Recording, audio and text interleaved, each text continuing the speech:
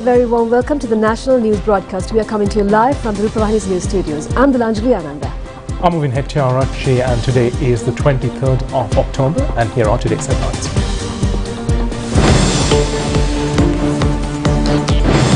Several ministerial posts are reshuffled. A non-cabinet minister appointed. Podujana Peramuna expresses dissatisfaction towards the cabinet reshuffle. Inflation decreases further. The proposal to restructure the electricity board will be presented to the cabinet next week. Many areas will have rains tomorrow as well.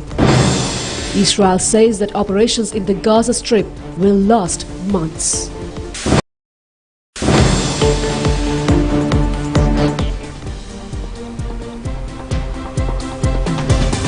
For those and other stories in detail. President's Media Division says that several ministerial posts have been reshuffled. The new ministers were sworn in before President Ranil Wickremesinghe this morning. Accordingly, Mahinda Amaravira has been appointed as the Minister of Agriculture and Plantation Industries. Kehelia Rambukwella was sworn in as the Minister of Environment. Dr. Ramesh Patirna is the new Minister of Health. He also continues his former Ministry of Industries. Meanwhile, State Minister of Finance Ranjit Siambalapitiya has been appointed as the non-cabinet Minister of Plantation and Entrepreneur Reforms.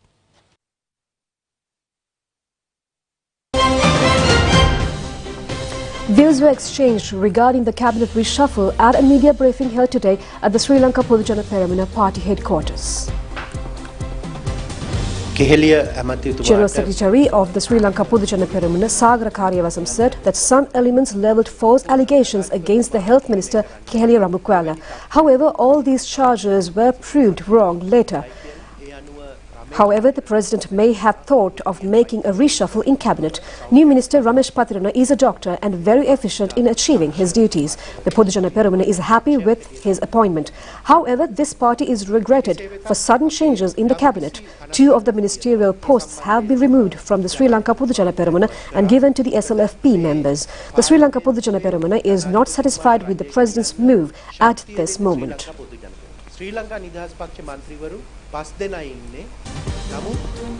The Department of Census and Statistics points out that the inflation has decreased in September in comparison to the month of August this year. This is stated in the National Consumer Index and Monthly Consumer Inflation Report published by the department. The inflation was 2.1% in August this year, and it has decreased up to 0.8% by September this year. The food category inflation was 5.4% in August. It has decreased up to 5.2% in September. In addition, non-food category was 9% in August. According to the report, it has decreased up to 5.9% in September.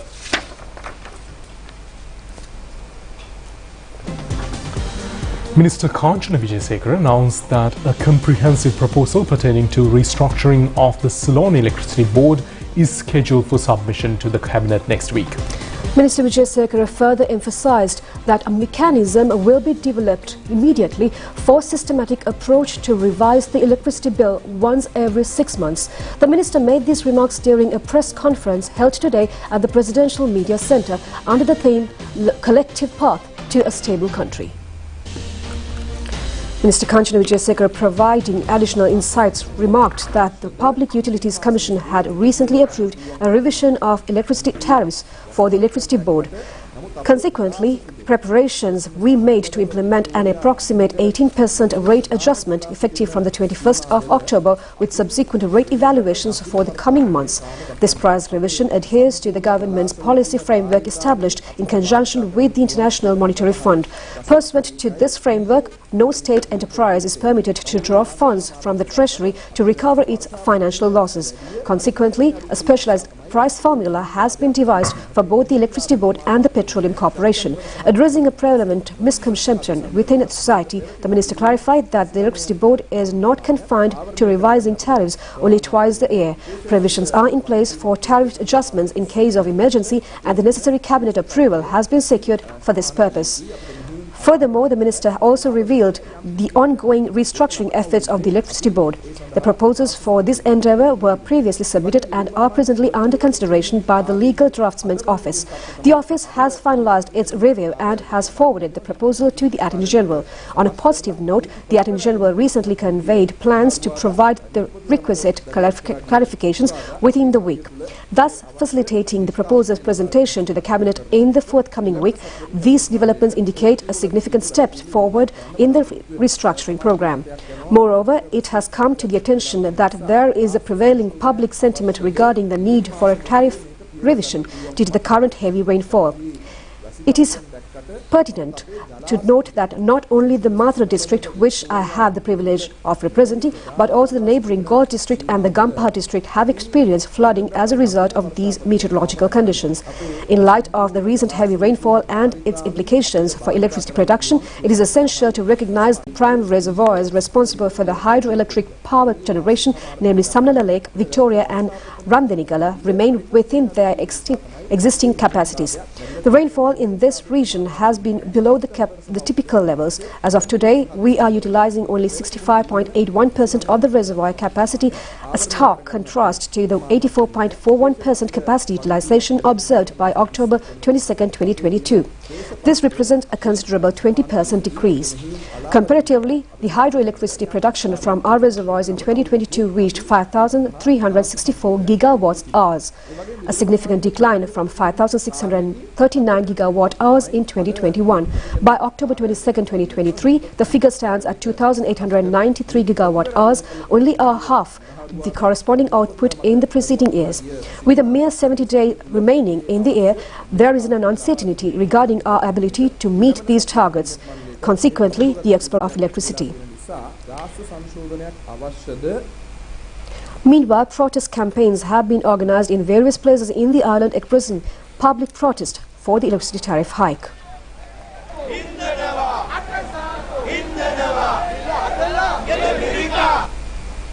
Mahasangha, headed by Venerable Dr. Sobhita Nayaka Thera, held a discussion at the Rarahampita headquarters of Ramagna Nikaya regarding the electricity tariff hike. Some politicians and social activists were also present at this occasion. A letter requesting a relief from the electricity bill was handed over to all political party leaders that represent the parliament at present. The low-pressure condition, which started in the central western Bay of Bengal Sea area, has developed up to a deep low-pressure condition at present. The Met Department announced that this will develop into a cyclone within the next 12 hours and will move away from Sri Lanka. The Southern Provincial Ministry of Education says that zonal directors of education in the province have been vested with power to decide whether schools will be conducted or closed amidst the rainy conditions prevailing in the province. The Provincial Ministry of Education says some schools in Mathura and Galle districts have gone underwater due to heavy rains. Secretary of Southern Provincial Ministry of Education, Ranjit Yapa, said that the inclement weather has caused severe impact in schools in Akurasa, Deniaya, Mulathiana and Valasmula areas. Mathura District Disaster Management Centre says that people living in low-lying areas close to Denindra and Kambarupiti area should be vigilant as Varapitia tank is overflowing at present. Kiramaroya, Urumuttoya and Digalioya have also overflowed, causing floods in Mulathiana, Kambarupitiya, Akurulia, Kotapula, Paskoda and Pitabadara.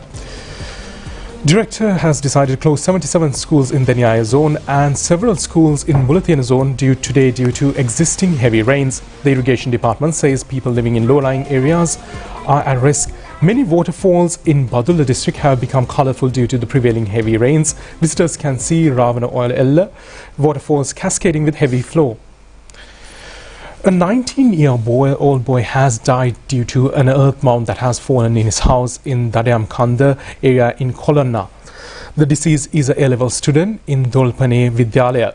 It is reported that Amblipitiya Urubokka Road via Dorapane and Amblipitiya Urubokka Road via Kagal Junction are also impassable due to earth slips which occurred in certain places.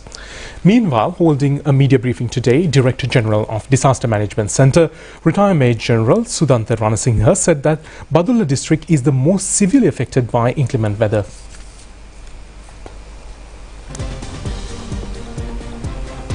We will only deviate from local news to bring you an update on the Israeli and Palestinian conflict.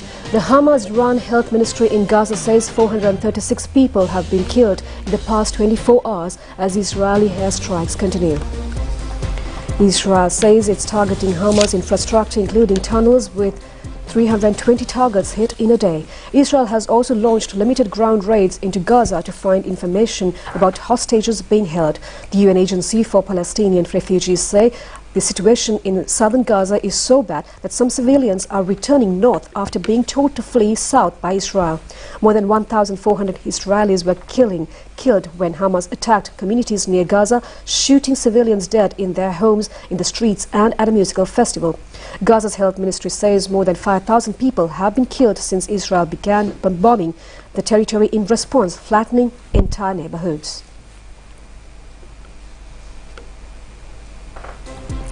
The 15th Asian Regional Environment Sustainability Promotion Forum and the first Asia-Pacific Railway Summit was commenced in Malaysia today.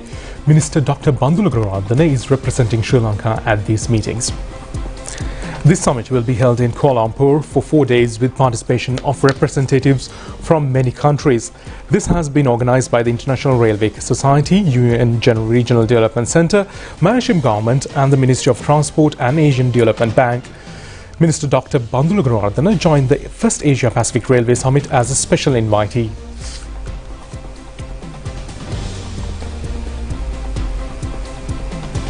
Sports Minister Roshan Ranasinghe says that all facilities will be provided for Sri Lanka team that became the runners-up of the Asian Wheelchair Cricket Tournament. The minister made this pledge when the winning team met him yesterday.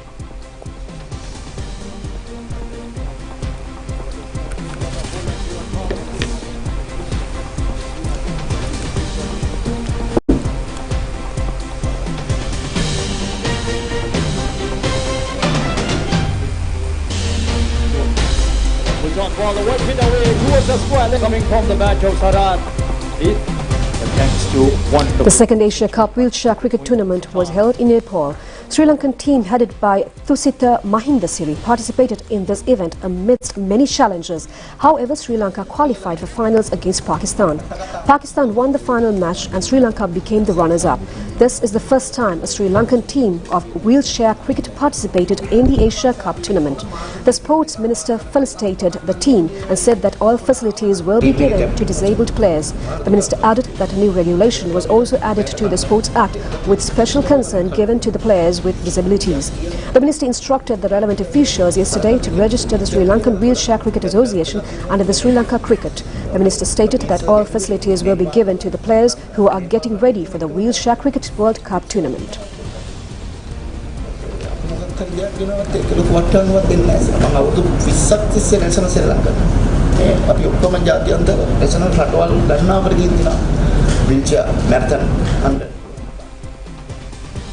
A meeting was held between Prime Minister Dinesh Gunawardena and Executive Director of the IMF, Dr. Krishnamurthy Subramaniam, today at the Temple Trees. After elaborating the progress of the agreed program, Dr. Krishnamurthy Subramaniam requested guidance of the Prime Minister regarding the required support for a medium and long-term plans for economic progress. Prime Minister informed the Executive Director of the IMF on the measures taken at present in this connection. The Prime Minister also explained that the progress of the financial support program for the low-income families, which directly credited money to their bank accounts. Secretary to the Prime Minister, Anurag Dissanayake, and Economic Research Director of the Central Bank, Dr. PKG Harishchandra, were present at this discussion. The committee appointed to look into head of the committee, Deputy Speaker Ajit Rajapaksa, says that the basic investigations will be conducted on that day. The relevant CCTV footages will also be reviewed. Meanwhile, State Minister Diana Gamage expressed her views regarding this incident at a press briefing held in Colombo today. State Minister Diana Gamage said that there is also a limit in the patience of women even. Some Samagajana Balavege parliamentarians have been making comments targeting me for about 2 years. Not all the Samagajana Balavege parliamentarians are bad. The pathetic reason is that leader of the Samagajana Balavege or the opposition leader approves this attack against me. He is deceiving women throughout the country by saying he is appearing for the rights of women. I have handed over a letter to the Speaker in September to conduct a disciplinary investigation against the parliamentarians who attempted to insult me. It is regrettable that no action has been taken so far. The Sri Lanka Customs Katunayake Airport arrested an Indonesian woman with a haul of cocaine last morning. The suspect bought the stock of cocaine from Doha. The stock of about 4.5 kilograms of cocaine was taken to custody from the customs. The street value of the stock is about 230 million rupees. The cocaine was concealed under a covers of 8 children's storybooks. It has been revealed that the woman has come to Sri Lanka from Ethiopia via Doha Airport. Investigations have revealed that the suspect is a draper in Ethiopia. The suspect and the stock of cocaine have been handed over to Police Anti-Narcotics Bureau for further investigation.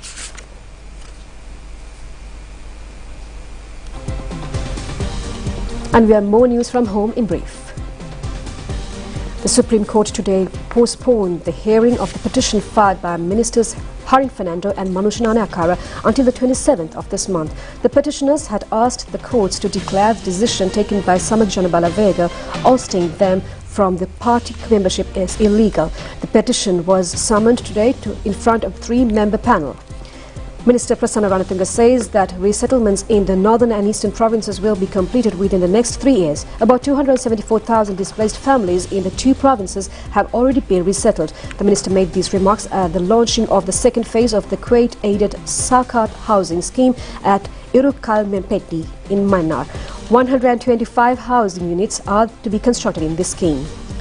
A discussion was held yesterday at the Sri Lanka Foundation Institute in Colombo regarding the film Adara Antaya, produced by Ashoka Handunetti. Ashoka Atawadahetti. It is his 3rd film. Shooting of this film is to be started on the 7th of November. The newly constructed temple at the ancient Bo Tree premises in the Morotuva Villa, Opanayaka, was opened yesterday. This opening was held to mark the 101st birth anniversary of late Venerable Basnagoda Vimlaratana Thera, who had been the chief incumbent of Sri Sariput, the International Buddhist Centre. The felicitation ceremony was held to honour veteran artist Sugat Vatagedara recently at the Lumbini Theatre in Colombo. This has been organised by the Gamidaruo Peradeniya Sarasavi Mitro organisation. The souvenir magazine was also launched at the ceremony. A drama of Nadagam tradition was also staged at this ceremony.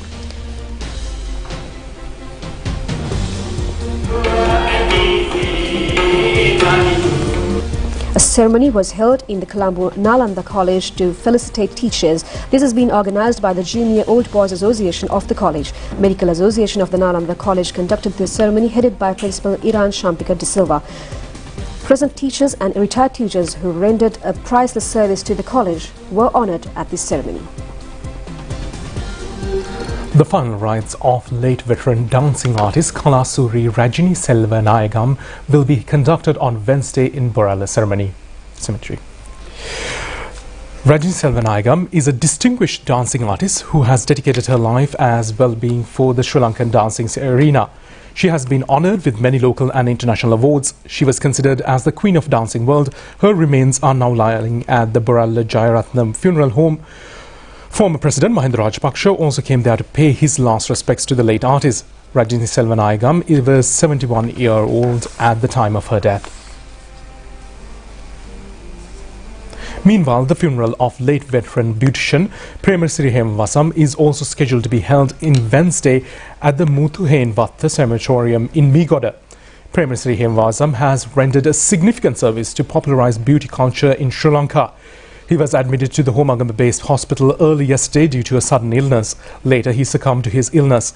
He was 64 years old at the time of his death. His remains are now lying at his residence, number 169, Puakwatta, Megoda.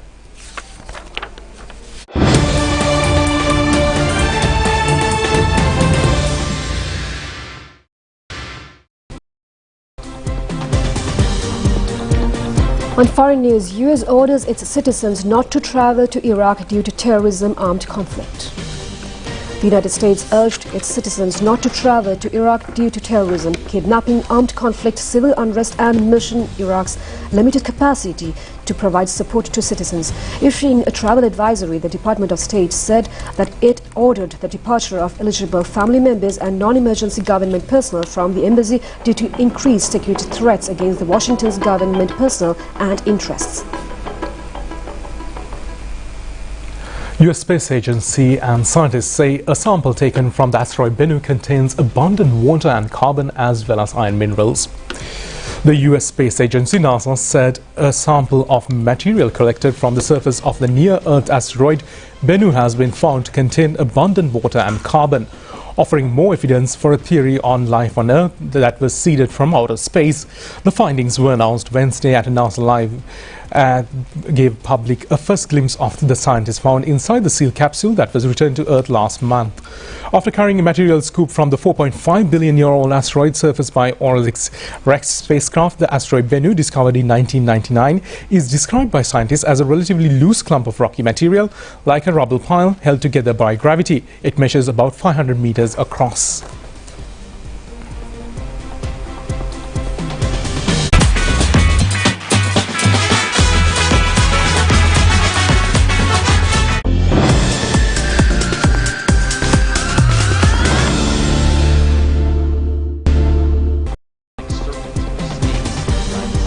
The fast bowler Mathesh Pathra will not be able to participate in the ICC World Cup cricket tournament as he is not yet recovered from his injury. Sri Lanka Cricket has made the request for Technical Committee of the International Cricket Council asking permission to remove Mathesh Pathra from the Sri Lankan squad. Angelo Matthews or Dushman Shamira, who are now at additional players list, is to be added to the squad instead of Mathesh Pathra. Meanwhile, health condition of Mahesh Theekshana, who was injured in the match against the Netherlands, is not serious. He will play the next match against England on the 26th of this month.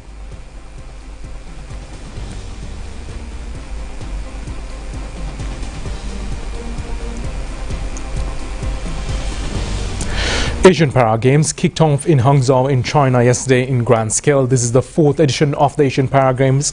About 4,000 sportsmen and women representing 45 countries have joined the Para Games in China at present.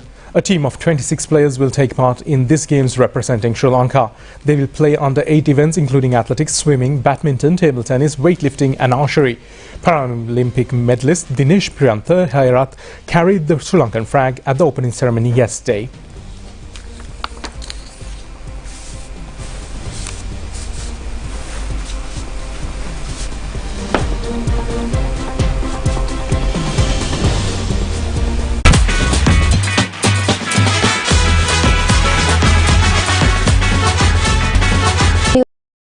Join us tomorrow at the same time for the very latest on ChannelEye. I'm Dilanjali together with Uwin signing off. Good night. Good night.